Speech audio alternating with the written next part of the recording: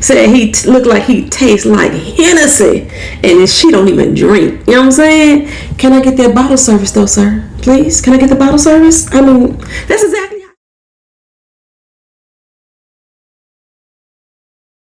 What's up, everybody? Welcome back to My Twisted Lyf TV. I am Poetry. You are here for another recap and review.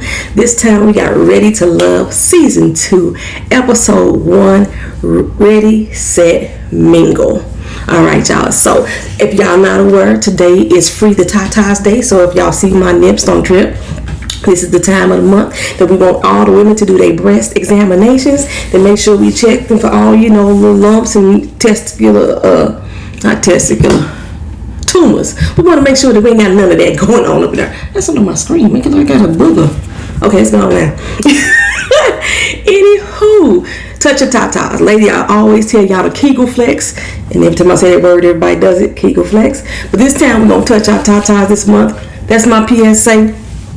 Let's get right on into this recap and review.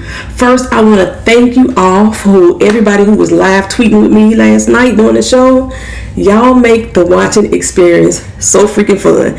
You can follow me at My Twisted Lyf on Twitter or on Instagram, but on Twitter, and join us every weekend while we live tweet doing the shenanigans, baby. Okay, so did it turn? I got my glasses on, it's a glare. Did it turn out how y'all think it was gonna turn out? Was it exactly how y'all expected? I expected one of the eliminations from the men, but not his adversary at first. If they hadn't have picked him, I'd have been looking at the women like, what the hell is wrong with y'all? That's what, The other elimination from the women actually caught me off guard. If I hadn't seen how things went down during the episode, because just based off of the casting and initially when she came on, I was like, okay, I was feeling her. But as the episode went on, it became clearer who the final two women were going to be and which one wasn't ready for this type of love that they got on this show. Especially one of the reasons that gave it away on Twitter. She was responding to every single post that had her name in it with such bitterness. I was like, you already told us what's going on, sis. You already put it out there for us. We already know. We knew you was going to be the one to go away. Go away, little bird. That's how, I'm just saying. Well, let me start off saying that everybody looked great. Everybody looked okay. Nina, I know you a tall sister, so she had those flat shoes on with that yellow dress. The yellow dress was cool and simple, but it wasn't working for me, Ma. It wasn't working for me, Ma, at all. No, it wasn't working for me. I think the shoes, the black flat shoes, threw it off for me. That's what it was. Because they just looked like some comfortable loafers. You couldn't get no wedges, something like, you could be tall, still be tall. Tall girls could put on heels, make them legs work for you, girl. I'm just saying. Forget about them trying to intimidate the men if you feel taller than them. Forget about all that. Just do what you're going to do. Be you, okay? Anyway, the majority, everybody looked great. Even London with his red shoes on. He still had a shade of red on in his shoes. He said he's flashy. And that's when, why most women have a problem with him, because he's a flashy dude. Anyway, he managed to scale back that touch up he had on that beard. It wasn't as popping. You could see the coloration in. It wasn't showing as much. So he was able to touch that up a little bit, get it more blend in there, right? The blue on him was popping. That's my favorite color blue. That is my favorite color blue. Sunglasses really does Chica justice. It makes him look more appealing. When Chica's not with his glasses on, something about him looks abusive. I don't know. The sunglasses soften him a bit.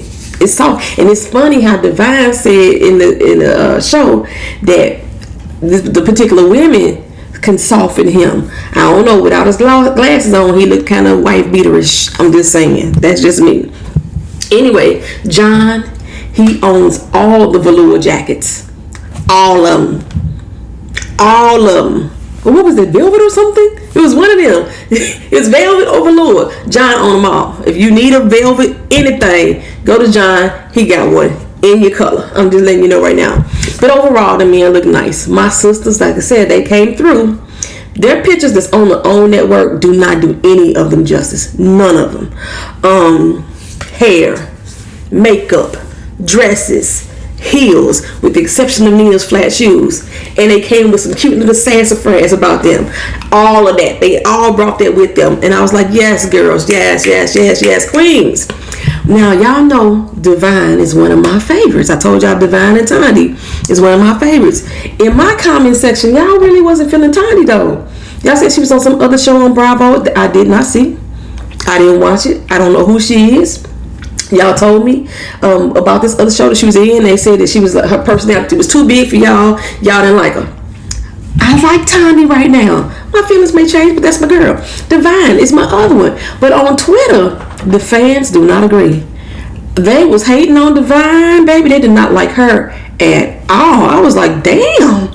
I couldn't even defend my girl like I wanted to. Like, shit. I like Divine. She's one of my favorites. And apparently, she one of the men favorites too. All the brothers just about was feeling Divine. Just about every last one of them was like, they all had their eyes on her. Okay. Another surprise for me was Alexis. For some reason, as cute as a button as she is, the brothers seem to be frothing at the mouth for her. I was looking hard. Like, where? Why? What is the extreme excitement, the extreme attraction to Alexis? I mean, like I said, she's cute, but she looked like a regular old schmegular girl from next door.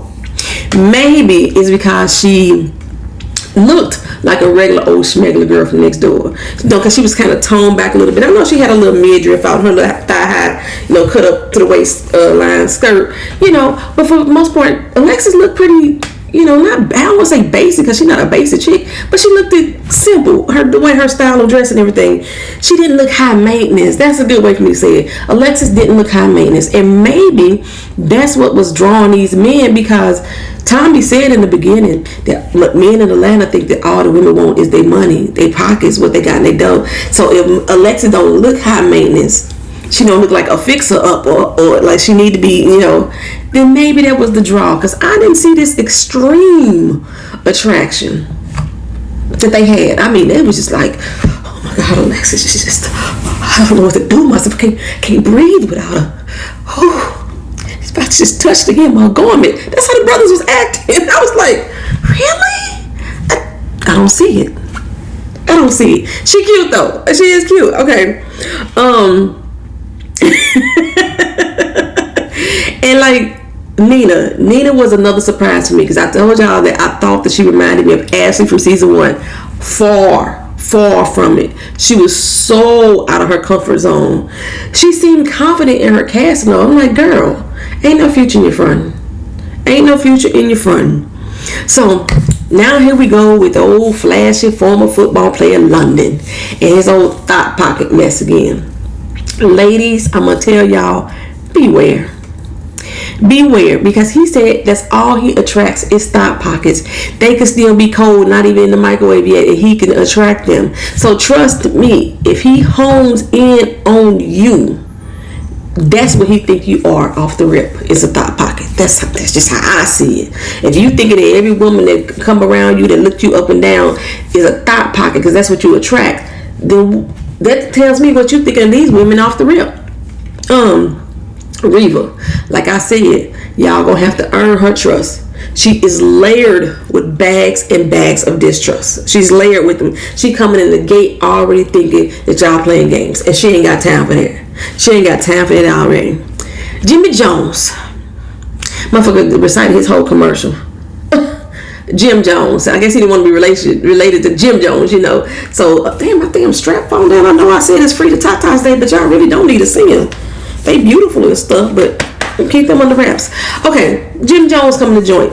Reva in there talking to London. I told y'all he's going to be the one who's going to always try to make you laugh, but bruh, you is pouring it on a little thick. And Reva, she the only girl in there right now. Who you trying to impress? Even London was like, who the fuck is this clown? That's how London was looking at him right there. Aisha come through next, and they're looking like a little Georgia peach and her peach. I love that the ladies recognize each other's beauty first, right? Reba was like, ow. Aisha was like, if you too, honey, hey. You know what I'm saying? That's how we sisters do. We can appreciate each other before we start throwing shade, because we're going to throw the shade. We're going to throw the shade, y'all. Anywho, we had some epic one-liners of this episode from Ashima girl. She, in referencing men at home alone, she was like, it's just Sex in the City, me and Pornhub. Not Pornhub, sis. Not porn. If you want a better option, Ashima, check my Twitter feed. I put another one out there for you, girl. I'm just saying, Pornhub ain't the lick. I'm just saying. Don't ask me how I know. Anyway, Divine, she coming to the building next. Blended, yes, might I add. And she's like, I'm just here to bless y'all all. Tap you with my anointing. I was like, I love her. Y'all could not, I don't know what it was. I still love her. I don't know. She cracks me up. She like, like I said, she wasn't chasing nobody. Somebody gonna have to pull up to this bumper, baby. Pull up to this bumper, baby, in a long black limousine. Ooh, ooh. Pull up to the bumper, baby. Because she not pulling up to the curb on your ass. She not gonna pull up to the curb and pick you up. Not today. Divine owns the room when she walks in. I must say her confidence opens the door for her and lets her in. Plus she funny, like I said. She makes the men blush. They like that shit. The men don't want to tell you, but they like blush, and they love a woman that can make them blush. Anywho, Christine says, my bad, Christina J. Peterson. Or was it Patterson? I think she was Peterson, but she said the whole damn name. Says men feel intimidated since she's became an attorney. She's 33. I'm not sure how long she's been an attorney, but men have become intimidated because she's an attorney. And a couple of the men through this episode actually said that too. Like they had a problem with lawyers. I think Darren was one of the people like, I don't want that type of person in my life. And I was like, maybe it's because you look a little drag queenish. Cute, but drag queenish. Body banging, as Chica said too, but dragish. As the episode went on, annoying and needy is what I got from her. Brent say that he about to make his presence known. He about to work the room, but when he shook Nina's hand, I knew he wasn't feeling her because he didn't even make eye contact with her at all. He was like, oh, that's a firm handshake. I like that. He was looking around and looking to see who else in the room that he can go sit and talk to. Because he didn't look at Nina at all. Aisha was already into him, hook, line, and sinker. Said he looked like he tastes like Hennessy. And then she don't even drink. You know what I'm saying? Can I get that bottle service though, sir? Please? Can I get the bottle service? I mean, that's exactly how she was acting. Like, what? I mean, my throat got thirsty and dry just because of her thirst. I was like, can I get the bottle too? I don't even drink. I'm just saying. Anywho, Alexis come through with her little, like I said, her little midriff flexing, her waist high cut of the skirt, thighs pushing through. Come through, Alexis, come through. She cute. I still don't get the extreme attack. All these men, I mean, whatever. It's a day later. I'm still scratching my head on it. My girl Tondi, she was on set next hollering at Mario and John. And John asked her about like what meal can she cook for a king. And she like, anything you want and me on a platter. You ain't ready for this. You ain't ready for this, baby. So for the biggest change of the show, the playing field is going to stay even throughout the entire show. For every woman, there is a man. So when one goes, so shall the other. So I can rock with that. So it looks like they're going to be having 2 eliminations per episode. So that makes it, 10 episodes? No, not even 10 episodes. Because we're going to be down to the last 3 couples. How many episodes going to be this season? I hope it's going to be real short. Was it only like 8 or 9 last season too, huh? Well, anyway, Ashima says she is ready and open to find love. She is open like a 7-Eleven, like a Waffle House, 24 hours open. I was like, girl, what got Ashima open? Ain't the 7-Eleven on the Waffle Horse. It's that Pornhub, baby. Keep your wide open, keep your legs open. I'm telling you. Hey, don't let her fool you. Don't let them fool you. Oh no. Well, just from what I was seeing from the opening, Divine and Jordan, Kimber and Jim Jones, and Darren and Ashima was who I saw as my hookups. Let's see how right or wrong that I was gonna be. So Chica was hollering at Ashima for a minute, talking about cooking. They all talking about cooking. They love them some food, right? And he like, oh, you some be from down south, so you can cook. And Christina's like, you ain't gotta be from down south to know how to cook. All you gotta do is be hungry. And I was like, Chica, I beg to differ. I know a lot of hungry motherfuckers that don't know how to cook. My daughter, for one, that motherfucker. Love her to death, always eating, but she don't know how to cook shit. She can warm up some ramen noodles. That's about it. But anyway, no, actually, I did teach her how to cook some things, but she act like she don't remember. It don't matter. This ain't about my daughter. This is about this show. Anyway, I was like, Christina, why are you protesting so much? Are you not from down south? I could have sworn that she said she was from Atlanta. Let me check that out again. I still have my old notes. Christina, I don't know. I didn't put down where she's from. So maybe she's not from Atlanta, but Atlanta down south. So, like, why are you protesting so much about Southern girls and how to cook? And you claim you know how to cook. Then she goes like, what's your specialty? Everything. I mean, everybody got one specialty. No, everything. Okay, girl. Okay. Off the rip. London is on Alexis. Like, she flirtatious. She not shy, to say the least. He thinks she look a little bit like Toni Braxton. No, fine. And because of that, he need to spirit her away a little bit. I had to look at her real quick. She do kind of look like Toni Braxton. So, hey, I give her that. But he like, hey, ain't no other dude can get her face right now. I'm all about her right now. But I was like, where the heck is he taking her? They went down this long ass hill of her heels and shit. They probably was already kissing and everything right there. They probably already was. That was a long walk to be going down with this dude. But she said she like a man that's going to take control and get her away from the crowd. So there you go. Now, it was interesting to learn that Chica and Divine are friends. Like, he's her homeboy. Now, Divine and Chica both claim that they don't see it for each other. But I actually saw natural chemistry between the two of them. It don't hurt to fall in love with your friend. It don't hurt to fall in love with your friend. Unless that mofo crazy. Is he crazy, girl? If he's crazy, then I understand why you keep him in the friend zone. He did say he had a little thug in him. That means, in layman's term, I'll beat that ass if necessary. That's what that means. He may have a temper problem. He got a temper problem. We gonna find this shit out. Y'all know I don't watch the trailers. So if y'all saw some shit in the trailer, don't tell me. I don't want to know. I like to be surprised each week. So if you're new to this channel, do not leave no spoilers in the motherfucking comment section about what the hell's gonna happen on next week's show. I will block your ass so motherfucking quick. Block. Okay. Or delete the comment. One of the two. I'll delete first. I'm gonna give you a chance. Okay, anywho.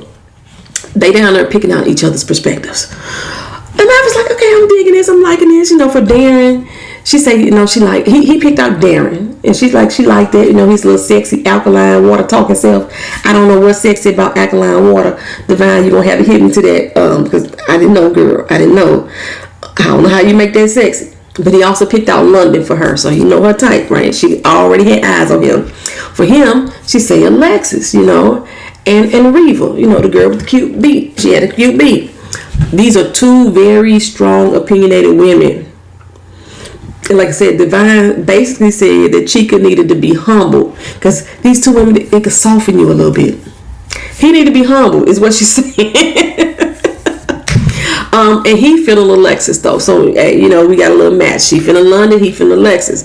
It was so funny. They were sitting there talking to each other, and London and Alexis are talking to each other, and Divine like, wait, she smiling all up in his face. Oh, we need to go break that shit up. She can go handle that. He's like, oh, I got this. I'm on it any second now. That shit had me cracking up. That pissed off people on Twitter though. I don't know why. Like, that's how friends do. So Chica went off to go talk to him, and he told London, hey dog, we gonna trade off a little bit. You go over there, I'm gonna go over here. We gonna rotate. And London was cool because London wanted to get with Divine as well. But when Chica sat down and talked to Alexis, she turned him off real quick. She sitting up there dogging out her ex, and he like, ain't no telling what the hell she'll say about me. Well, shit, don't give her nothing to say. But I understand. It's like, you don't want to sit there and talk to somebody and that's all they doing is talking bad about the ex. Like, I was the head of the household for 6 years. I got tired of that shit. That's basically how she's going. Anyway, Velvet Suit wearing John. Boy, stop. Ain't nobody looking at you like you a hustler or player. He say, every time I meet women, they guarded. They Can't let their guard down. They think that I'm a hustler. They think I'm a player. And I was like, no, brother. They don't think you're a player. They may be the joker of the game, but definitely not a player. Player, you're not. Player, you are not. He said he was looking high and low in the front pew over in the produce and at pump number 2, and he still can't get a woman.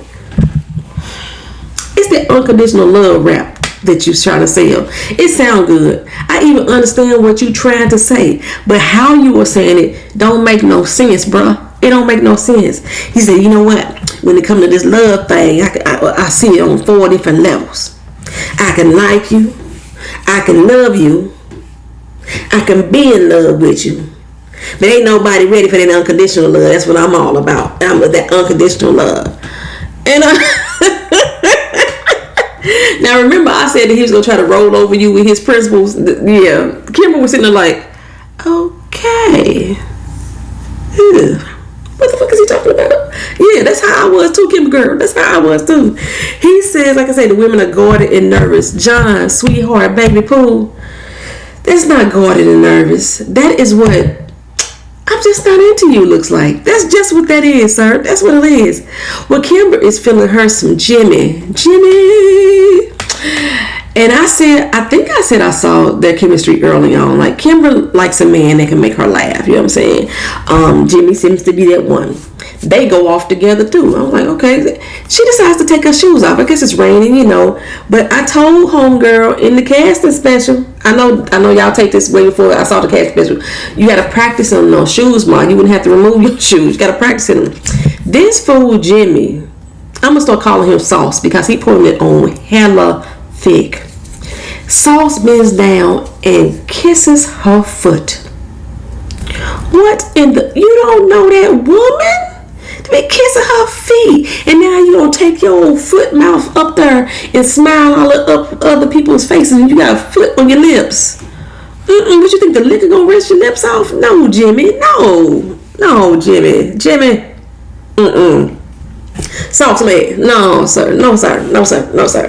Kissing nobody feet on the first day you meet them. I know it wasn't in the toes. You didn't suck a toe. You might have sucked a toe when y'all went back in the back rooms. We never know what y'all doing back there. Ain't no telling. No, Jimmy. No. Anyway, Divine said the same thing I was saying about Jimmy Jones.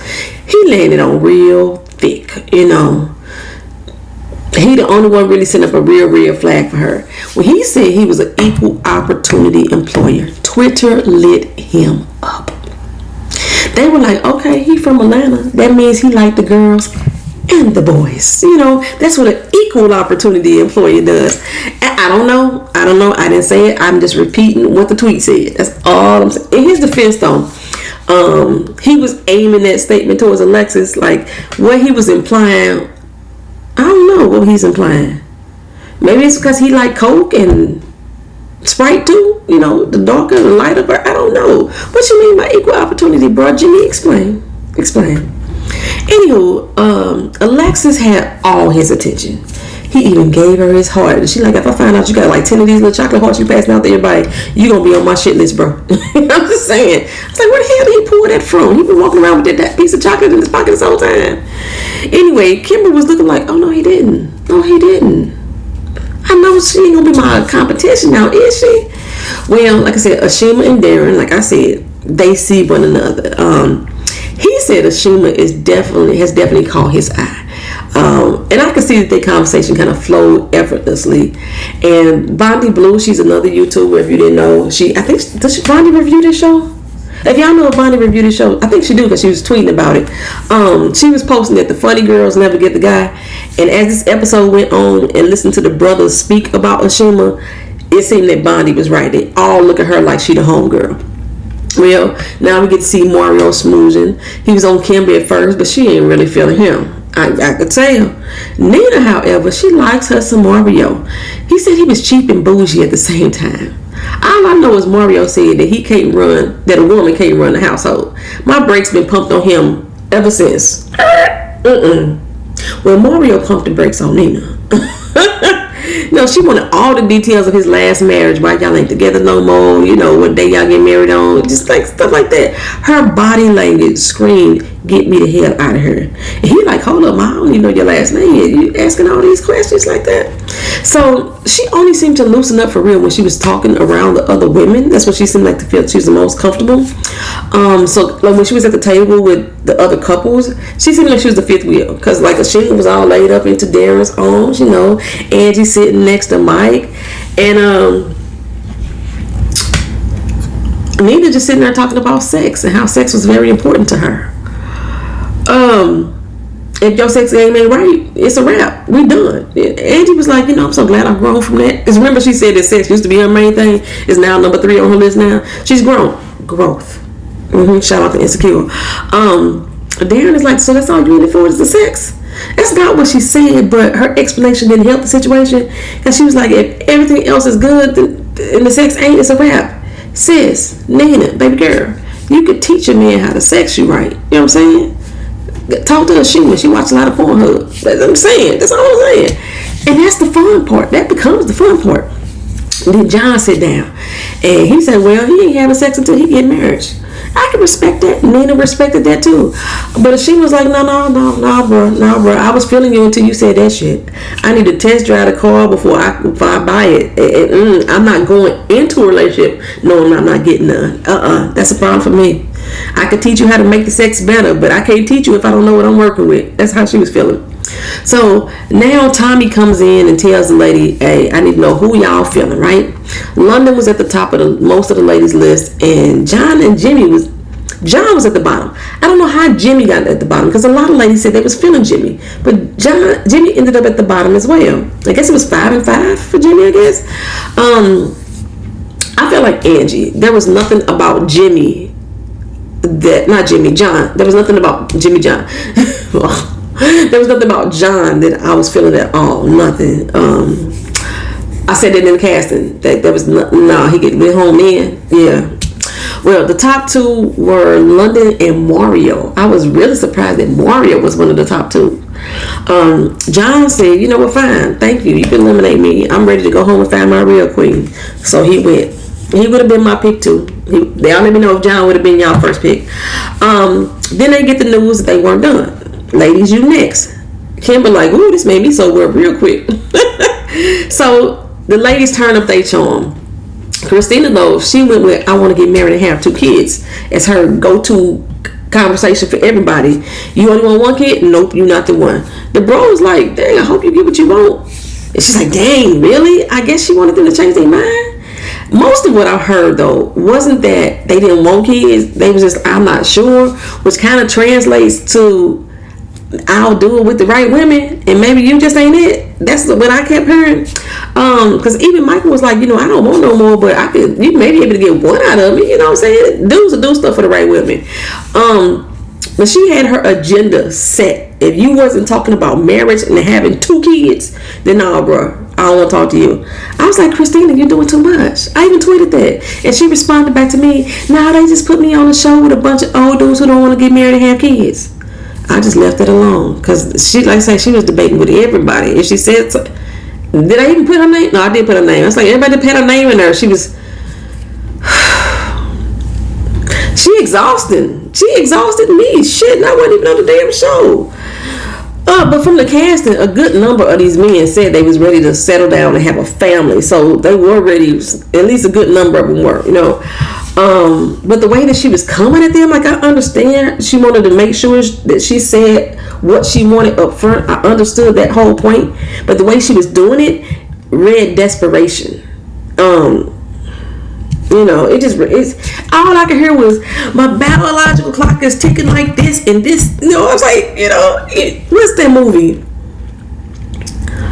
She said, my biological clock is ticking just like this, and the way this case is going, I ain't gonna ever get married. That's how she sounded. Y'all know what movie that come from. Y'all leave it down in the comment section. I know it now. Once I thought about it, I know what movie it's from. But the one that says my biological clock is ticking like this, and yeah, y'all let me know what movie they come from. If y'all know, I'm gonna give y'all a little trophy. Ain't nothing big or shiny, nothing like that. It's gonna be a little fucking emoji down in the comment section. That's all we can afford around here.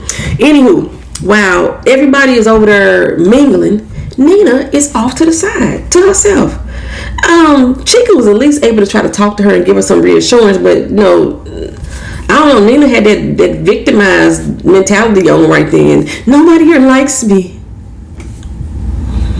Girl, we too old for this shit. Anyway, Nina and Christina ended up being in the bottom two. And just based off of the last half of the show, like I said, and how Christina was acting on Twitter, I was ready for her to go. I was like, girl, bye. Good riddance. I don't need to be seeing her bitter ass tweets all season. Jeez. I mean, goodness gracious.